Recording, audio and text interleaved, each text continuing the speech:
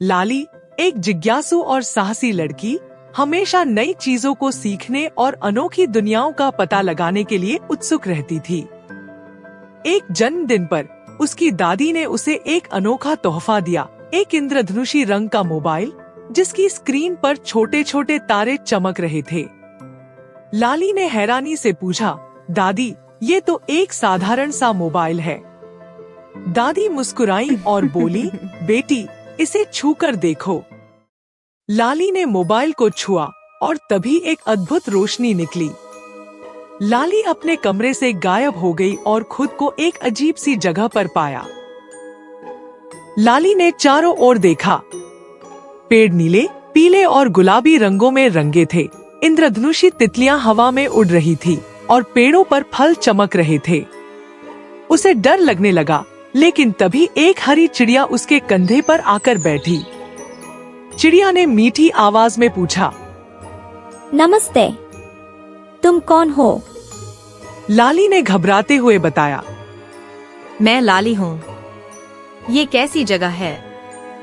चिड़िया ने बताया, तुम जादुई मोबाइल की दुनिया में आई हो। मेरा नाम पिंटू है। लाली को खुशी हुई। उसने कहा, जादुई मोबाइल? तो दादी ने सच कहा था। पिंटू ने समझाया कि यहाँ हर चीज जादुई है। जीव बातें करते हैं और पेड़ों के फल खाने से खास शक्तियाँ मिलती हैं। उसने लाली को एक पीला फल दिया। उसे खाते ही लाली को जानवरों की भाषा समझने की शक्ति मिल गई। लाली और पिंटू ने एक साथ रंगीन जंगल का पता लगाया। उन्होंने झरने के पास खरगोशों को गाते और हिरणों को बातें करते सुना। अचानक एक डरावनी आवाज सुनाई दी। एक काला बादल जंगल के ऊपर छा गया और एक भयानक साया जमीन पर पड़ा। पिंटू ने बताया, ये काला जादूगर है। वह इस दुनिया की खुशी चुरा लेता है। हमें उसे रोकना होगा। लाली को पीले फल की शक्ति याद आई। उसने जानवरों को इकट्ठा किया और काले जादूगर से लड़ने का प्लान बताया। जानवरों ने मिलकर फूल, पत्तियां और फल फेंके। लाली ने भी एक पत्थर फेंका। काला जादूगर इस विरोध से घबराकर हार मानकर भाग गया।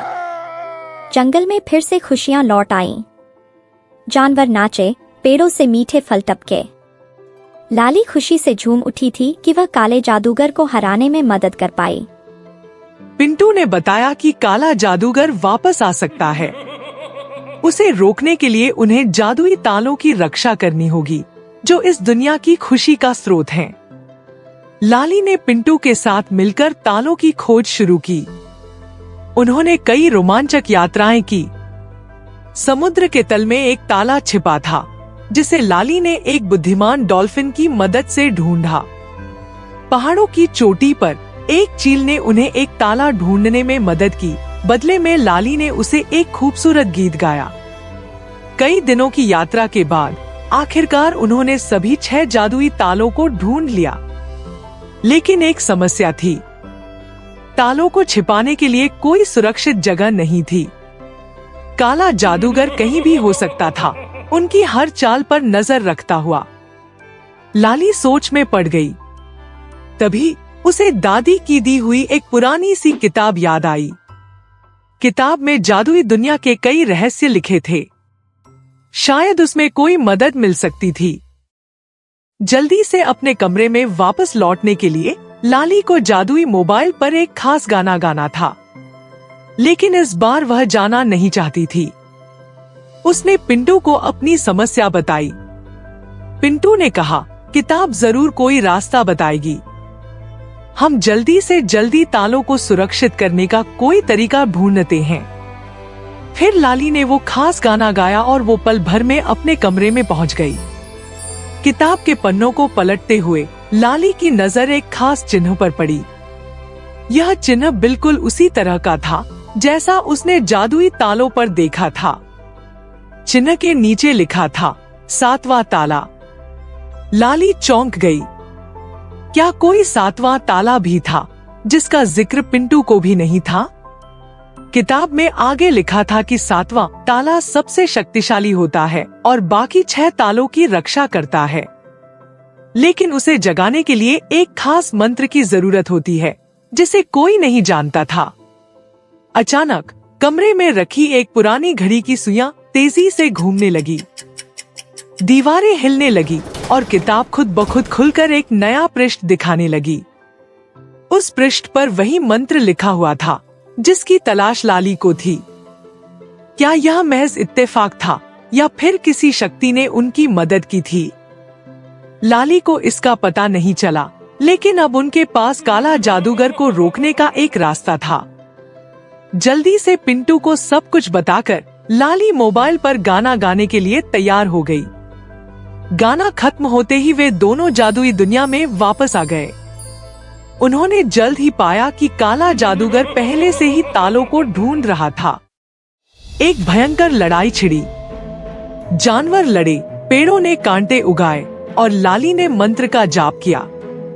लेकिन काला जादूगर बहुत शक्तिशाली था। वह जानवरों को आसानी से हरा रहा था और पेड़ों को जला रहा था। लाली डर गई, लेकिन हार मानने को तैयार नहीं थी। तभी जमीन में एक हलचल हुई और एक तेज रोशनी के साथ सातवां ताला प्रकट हुआ। ताले से निकलने वाली ऊर्जा ने काले जादूगर को कमजोर कर दिया। जानवरों और लाली को फिर से बल मिल गया।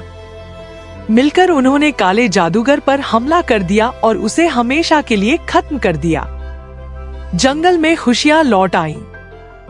जानवर नाचे, पेड़ों ने मीठे फल बरसाए और पूरा जंगल खुशी से झूम उठा। कुछ समय बाद लाली को पता चला कि वह जादुई दुनिया की रक्षक बन चुकी है। उसे वहीं रहना था। हालांकि उसे अपने घर और दादी की याद आती थी। पिंटू ने उसे दिलासा दिया, चिंता मत कर लाली, तुम्हारी दादी को तुम्हारी याद आएगी।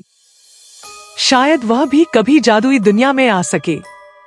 लाली की कहानी यहीं खत्म नहीं होती। यह तो सिर्फ एक रोमांच की शुरुआत है। जादुई मोबाइल के राज अभी भी अनसुलझे हैं।